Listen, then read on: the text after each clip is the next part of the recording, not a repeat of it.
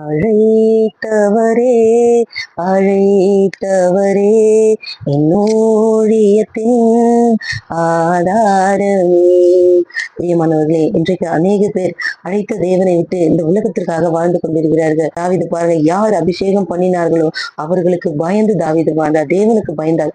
இன்றைக்கு ஒருத்தவனால நின்று என்னால இதை செய்ய முடியும்னு சொல்றாங்கன்னா அது தேவனுடைய கிருபை. பிரியமானவர்களே, அவருடைய பலத்தினால் மட்டும்தான் இன்றைக்கு நாம் நின்று கொண்டிருக்கிறோம் என்பதை நாம் மறந்துவிடக் கூடாது. இன்றைக்கு அநேகர் தன்னுடைய வாழ்க்கையில என்னுடைய பணத்தினால 10 பேரை நான் சம்பாதிச்சுட்டேன், என் கையில இருக்கிற பணம் எல்லாவற்றையும் செய்யும், எனக்கு இத்தனை பேர் இருக்காங்க அத்தனை பேர் இருக்காங்கன்னு சொல்லிட்டு பெருமையை பாராட்டிட்டு இருக்கீங்க.